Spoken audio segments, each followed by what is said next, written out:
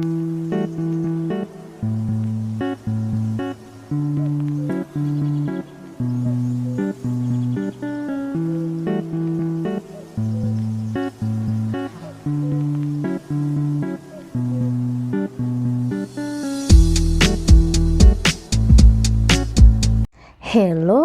and welcome to your Story My Inspiration podcast. My name is Rosine. I'm your host. I'm from Africa, and this platform is a space that I would like you to feel like safe to share your stories and experiences, telling our stories and supporting one another. We are in this together.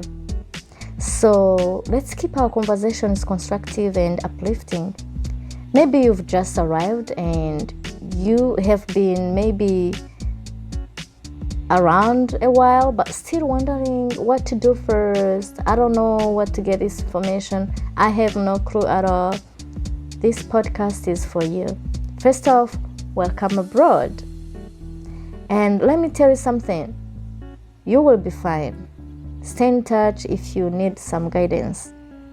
Your Story My Inspiration podcast will be posted every other week, and I am so excited to hear from immigrants from all over the world.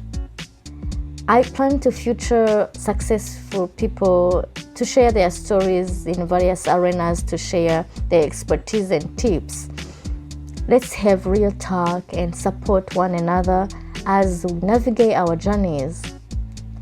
Well, by the way, I speak 3 languages: Kinyarwanda, which is my mother tongue, English and French.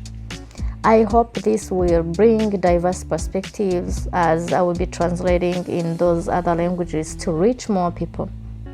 Let me share my story so we can get to know each other better. When I first moved to the United States, I knew it wouldn't be easy, but I was shocked by a number of things.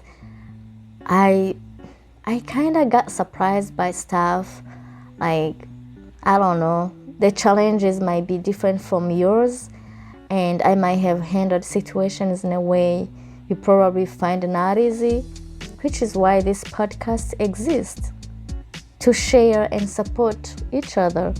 So, first challenge that I faced was language.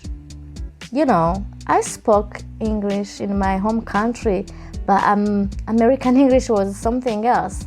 So American English versus the English I was familiar with, hear me out.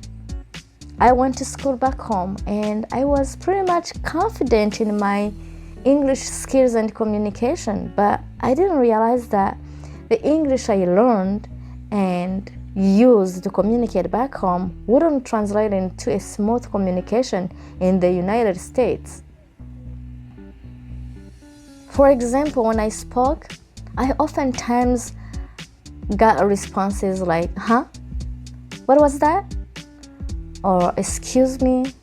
That means they didn't understand a word from what I said. Honestly, it was frustrating. It was really so, nerve-wracking. Like, you think you can speak, you think you can communicate, but people don't get what you're saying. So, sometimes I felt like I didn't want to speak at all. So this really affected my confidence during my first days in USA. My strong accent never fully disappeared over the years. No, I would be lying. You can hear that I have an accent, of course. Unless you really moved when you were under 10, like kids really catch up on fast. Like in a couple of months, you would think that they were born and raised in USA because they are still young. But as a young adult or, grown up, in general, the accent doesn't go away like that. No, it takes time, or it doesn't even go away sometimes at all.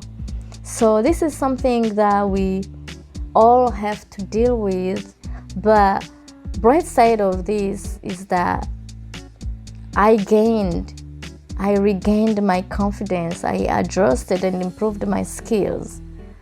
And you can do this like on your own pace over time, but everyone has their own way to approach it.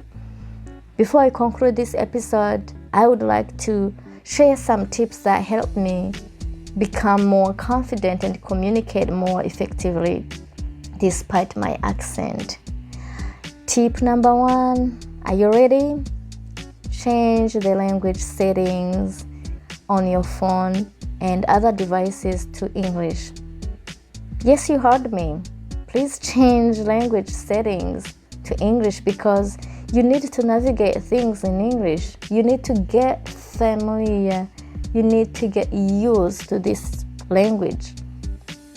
This way, everything like GPS or other applications will be in English, and it's really important to set up tools that helps you navigate your daily life in that English. That way, it will help you to think in a language like other than your mother tongue. You need to improve. So, let me tell you something. You need to improve your English to bring the bread on the table to make a living here, if you will. At first, it can be uncomfortable, of course. Like, for example, GPS instructions are spoken in a way that it's really fast. And sometimes, first days, you don't even understand what the lady make a U-turn. Sometimes she can get really mad, like when you go where she didn't say, make a U-turn. Like, those are the stuff that you go through, but over time, you get used to them. So, that's it. You get used to it. Tip number 2. Stop watching movies in your native language and start watching them in English. Before you suck your teeth or shake your heads, let me tell you something. Yes, I understand you want to have a good time like a movie night. You're watching something funny. You want to understand the jokes and crack, like laugh really. But that is not going to help you improve at all. You need to improve. You need to work on ways that will help you to catch up on American English. Let's say that, like, things that bring you joy, like movies, music, that emotionally hook you, they help you to catch on the way people speak and phrases they use in their language. At first, I used subtitles at first, and it was a bit annoying because I had to constantly look up and down. You see the move, like I need to watch the movie, the screen up, and then subtitles down there. Annoying, but over time, you get used to it to the extent where you don't need subtitles anymore. You get used to it, and you trust the process because it works. I would also recommend write down new words, then look them up later. New vocabularies, because the purpose of this whole thing is to improve your communications and your vocabulary. Next tip, attend school in the United States. Hear me out. I know, hey, I'm old enough, I'm not gonna go back to school, or I graduated from school, like from back home. I don't see why I would go back to school here. Oh yeah, you need that because you need that knowledge. You need to acclimatize. You need to get used to the new system, new education system. You need that degree from here. At least if you want to land a decent job.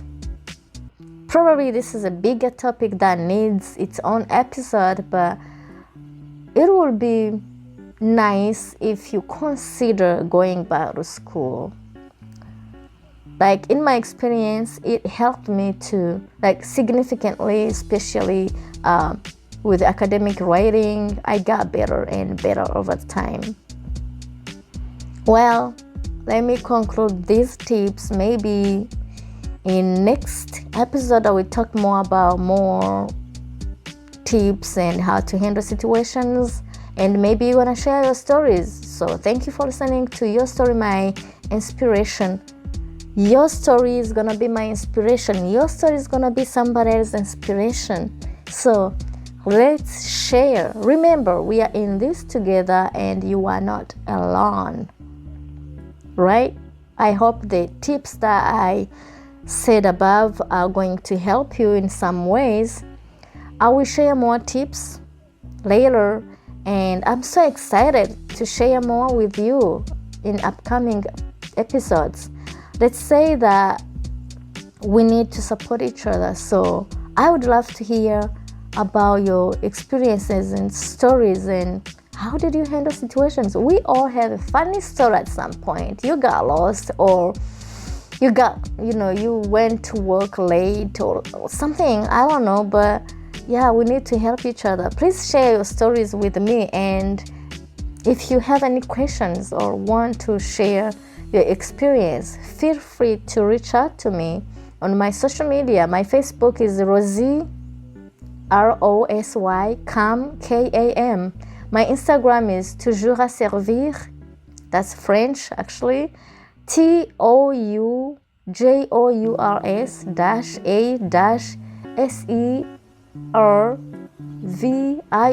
Toujours à Servir. That is my Instagram. Please check on my Instagram, follow me, and I will be posting things there to help everybody.